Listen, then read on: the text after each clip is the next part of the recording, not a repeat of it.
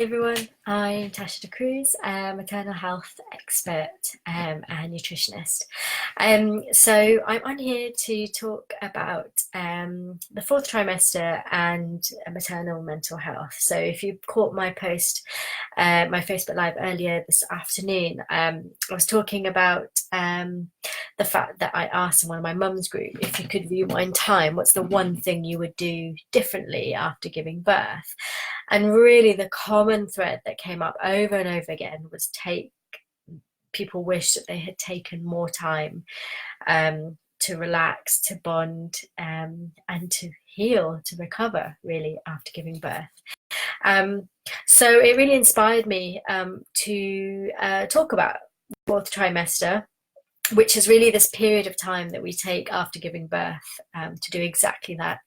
And since it's World Mental Health Day today, it just seemed really appropriate to talk about it in the context of maternal mental health. So who am I? I'm a nutritional therapist. I specialize in maternal health. I welcomed my son back in February, so I'm now proud mum of an 8-month-old, and I was lucky enough that I didn't suffer any sort of mental health concerns. So postnatal depression is a really big concern after giving birth, but I actually thought that I was a potential risk for postnatal depression, not because I've got a history of it, but I thought I suppose the personality that I have and perhaps some of the tendencies that I've had in the past, I thought that perhaps I might be at risk of postnatal depression. So what I did was I just made sure that I set everything up in place. So I got myself really, really prepared for childbirth, to give myself a really great childbirth, and really looked after myself during pregnancy, during childbirth, and afterwards, to make sure that I wasn't going to be at an even greater risk of postnatal depression. So to start off with, the thing that really I felt was really important for me was to really honor and embrace the fourth trimester. So if you've never heard about the fourth trimester, it is exactly what it says on the tin. So during pregnancy, you go through 3 trimesters. They're roughly about 3 months in length each time. So your fourth trimester is after your baby's born, and it's the first 3 months of his or her life. Now, there's a theory that babies are actually born before they're ready due to the size of their brains. So if they were to go to full gestation in terms of sort of full mental and physical development, there's a theory that their brains would actually be way too big to fit down the birth canal. It's certainly true that humans are much, much weaker than most mammals are at birth. A lot of mammals can stand and walk within a few hours of being born. And humans, I mean, it can be, over a year before we can walk, certainly 6 to 8 months before, or even longer, 6 to 10 months before we can crawl or move at all. So we're very, very dependent at birth on our mothers, particularly. We're very weak. We require a huge amount of nurturing. We need to be held. We can't move around ourselves. And if you think about the world of the womb and the world outside, it's so completely different. And so it's no wonder that babies are born and are just so, what's the word? I guess you could almost say they're confused, because they're in the womb and it's warm, dark, light, and they come out into the world and it's light, it's temperature changes, and you're kind of suddenly free. So it's a huge period of change, and a real overwhelm of senses after being in the womb. As I said, in the womb, the conditions were very predictable, whereas in the world outside, it's very unpredictable, especially if you live in the middle of central London next to a hospital and a fire station, and there's sirens going around all the time.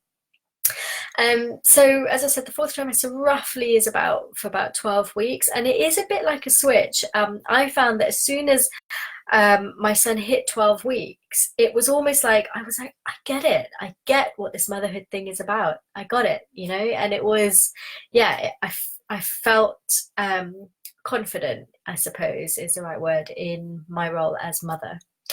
Um, so really common signs that your baby is in the throes of the fourth trimester is if he or she refuses to be put down, if they fall asleep in your arms really easily, and then as soon as you try and put her down in the cot, she wakes up. Feeding a lot, especially at night, really common in the fourth trimester.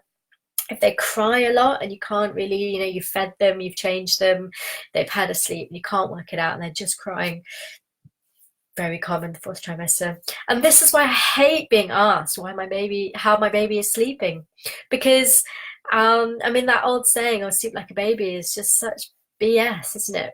Because babies awake most of the night feeding, and there's this expectation that, oh, baby must be sleeping through the night by X number of weeks or months, and it's just rubbish. It just doesn't work. Babies in the fourth trimester don't yet know the difference between day and night, so they will sleep completely erratically, completely not at your convenience. So they just sleep very erratically. And why is this? They are still developing. Their brains, when they're born, babies' brains are really well developed, but they're still forming neural pathways, and their nervous system is continuing to develop, and their brain is still developing. So this is why they are so, I suppose, overwhelmed by the change and the developments that's going on. So why am I telling you all of this, right? I, as a maternal health expert, I really focus and encourage people to embrace and honor the fourth trimester. And there's a number of reasons for that. Mostly from my point of view as maternal health expert, and my focus is on mums. It's really good for mums. It's really good for their health, and I'm going to talk about that later in a couple of days' time. But the reason why I say it's important to know about it is it helps you to be empathetic to your baby. So if they're crying and you don't understand why, and you can just remind yourself that they are just overwhelmed, they're developing, their senses are completely on overdrive. It makes you more understanding as a parent, and it just makes it all so much easier if you know that there is a reason behind it. It just makes you, it reduces your frustration. It makes you feel like, okay, I can deal with this. It's not for long. If you know that your fourth trimester is only 3 months long, that's not to say that after 3 months there's no problems whatsoever. There are other problems. There are other, not problems, but challenges. But yeah, just knowing that what your baby might be going through just helps make it less frustrating for you, and more willing to just hold your baby and understand that that's all he or she needs right now. And really honoring that fourth trimester, really leaning into it, gives you a chance to learn what your baby needs. Your baby is yours, is not someone else's. Your experience is completely different. Every baby is unique. So if you hear someone say, oh, you shouldn't be doing that, or oh, they should be doing this routine, or they should be sleeping this much or feeding this much, it's rubbish. In the fourth trimester, there is no routine. You will learn what your baby needs, but you need to give it time. And that's why the fourth trimester is so important. So tomorrow I'm going to talk about how you can help your baby during the fourth trimester, what you can do to make sure that they are getting the support they need during that fourth trimester. So I hope you can join me. I'll be at the same time, 9 o'clock tomorrow. And I'll be talking about, how you can help your baby in the fourth trimester. Hope you can join me then. Bye-bye.